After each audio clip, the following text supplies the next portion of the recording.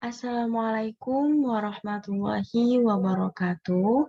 Perkenalkan, nama saya Syifa Mumtaza, mahasiswa semester 5 Fakultas Syariah dan Hukum UIN Syarif Hidayatullah Jakarta pada Prodi Hukum Keluarga.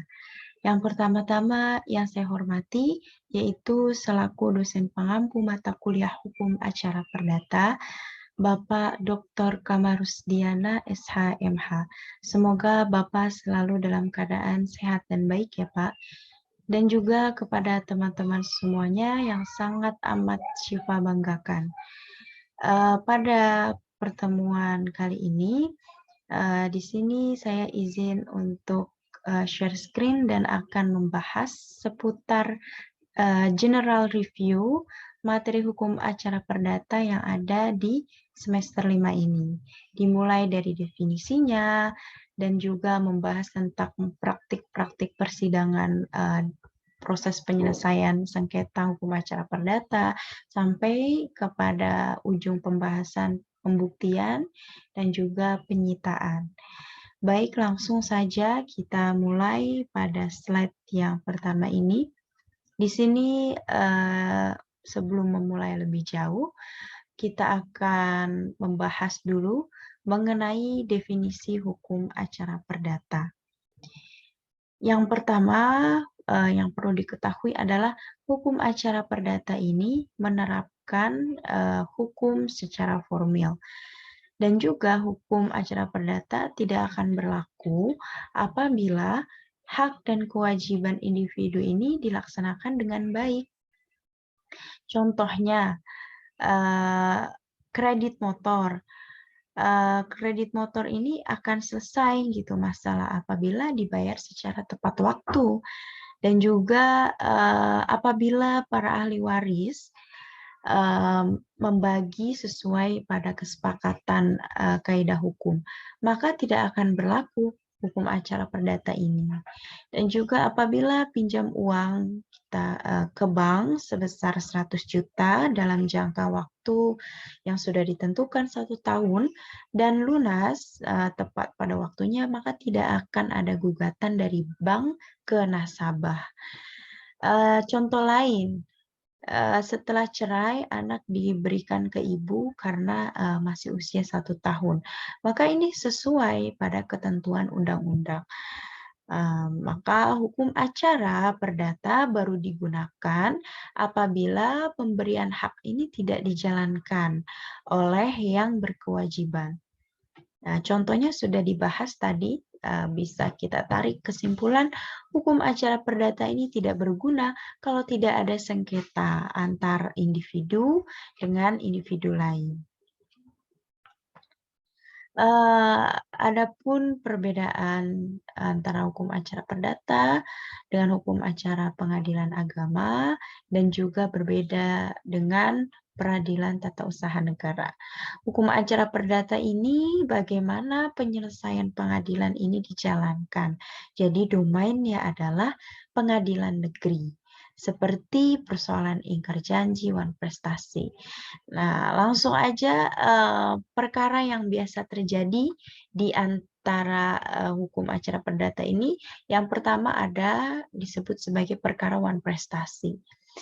Pada perkara wan prestasi, di sini adalah pelaksanaan kewajiban tidak tepat pada waktunya atau dilakukan tidak menurut selayaknya. Seperti yang sudah dipaparkan pada kasus tadi ya, baik itu kredit mobil, pinjam uang ke bank. Nah, ini kan ada pelaksanaan kewajiban yang tidak sesuai menurut selayaknya.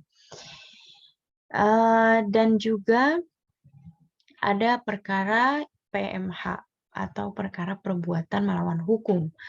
Seperti adanya perbuatan melawan hukum ini adanya kesalahan dan juga terdapat kerugian, bahkan ada hubungan kausalitas antara perbuatan dan juga dengan kerugiannya.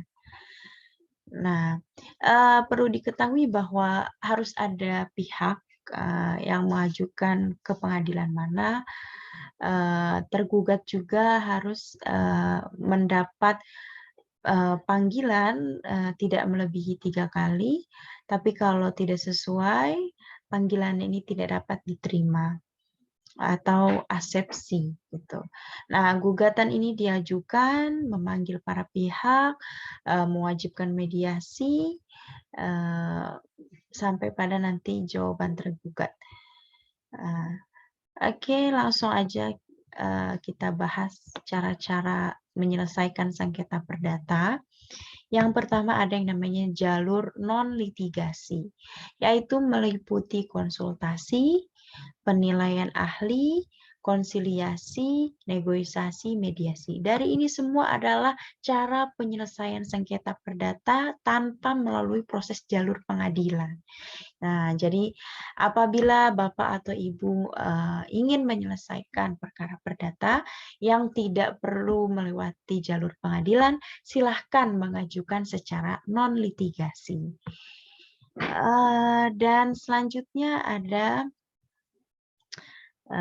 proses persidangan sesuai Perma nomor 1 tahun 2016. Yang pertama ada mediasi. Mediasi ini adalah perdamaian pada kedua belah pihak tanpa melalui jalur persidangan. Jadi diselesaikan dengan baik, bagaimana kerugiannya masing-masing. Apabila setuju, maka tidak perlu mengajukan ke pengadilan. Gitu. Dan yang kedua ada pembacaan gugatan.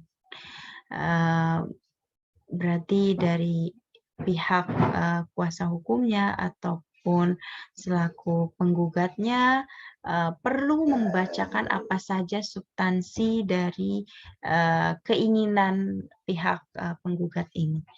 Yang ketiga ada eksepsi. Di sini ada bantahan dan juga ada rekonversi, yaitu gugatan balik tergugat. Lalu dari masing-masing gugatan ini berhak mengajukan replik dari si penggugat, ya. Jadi replik ini domainnya adalah jawaban penggugat terhadap gugatan tergugat, gitu. Nah, terus yang kelima ada duplik. Duplik ini berarti jawaban balik atas replik yang diajukan oleh si penggugat, gitu ya. Dan yang keenam ada pembuktian, mungkin nanti akan ada slide yang lebih khusus membahas hal ini. Dan juga hakim harus dari persidangan tersebut ada kesimpulan, bagaimana kesimpulan penggugat dan juga tergugat. Dan yang terakhir baru adanya putusan dari pengadilan. Tapi kalau dalam hal perceraian itu tidak dibuat akte perdamaian. Gitu. Di luar itu seperti perbuatan melawan hukum atau uang prestasi itu bisa dibuat akte perdamaian. Gitu. Baik, kita langsung ke slide selanjutnya. Di sini ada penyitaan. Penyitaan ini apa sih dalam perkara perdata? Penyitaan adalah permohonan antara pihak penggugat dengan tergugat karena ada kekhawatiran atas barang milik mereka itu tidak aman. Jadi sita adalah permohonan yang diajukan oleh pihak penggugat atau tergugat ketika ada indikasi pihak lawan itu akan uang prestasi. Gitu. Sita ini terbagi, yang pertama ada sita revindikator, di mana barang milik penggugat oleh penggugat. Ketika penggugat memberikan barangnya kepada tergugat, menaruh mobil kepada si X selama 3 tahun, nanti setelah 3 tahun itu dikembalikan lagi. Namun ternyata tidak dikembalikan lagi, ternyata si A ini berhak untuk mengajukan gugatan ke pengadilan. Jadi mobil miliknya ini disita. Gitu. Jadi barang milik sendiri ini minta disita. Nah, Contohnya tadi ya, sewa menyewa mobil. Yang kedua ada sita konservatoir, di mana sita dilakukan oleh pihak penggugat agar barang-barang milik tergugat itu disita. Contohnya, si A minjem 10 miliar ke B dengan jaminan jaminan 1 tahun gitu ya. Ternyata si B ini macet membayarnya ini. Akhirnya disita oleh bank dan dijual secara lelang gitu kan. Terus ada yang ketiga namanya sita marital, yaitu permohonan sita yang dilakukan oleh suami atau istri akibat perceraian. Jadi menggugat harta bersama si istri dan juga barang-barang hasil perkawinan kedua belah pihak itu. Oke, selanjutnya ada yang namanya pembuktian. Pembuktian ini adalah setiap orang mengklaim dirinya memiliki hak, maka dia harus membuktikannya. Begitu juga orang yang membantah klaim tersebut harus membuktikannya. Jadi menurut pasal 164 HIR, alat bukti tersebut bisa berupa surat ya, ada surat otentik ataupun surat non otentik, dan juga ada saksi yaitu ius testis nullus testis atau testimonium de auditu, dan juga bisa sumpah. Sumpah ini sebagai pelengkap, sumpah suppletoir ya, persangkaan dan juga pengakuan oleh para pihak. Dan yang terakhir, adanya putusan dari pengadilan. Yang pertama dari sisi kehadiran para pihak. Ada yang namanya first take tanpa kehadiran si tergugat. Dan juga kontradiktoir dihadiri penggugat dan tergugat, ataupun putusan gugur, para pihak itu tidak hadir setelah 2 kali dipanggil.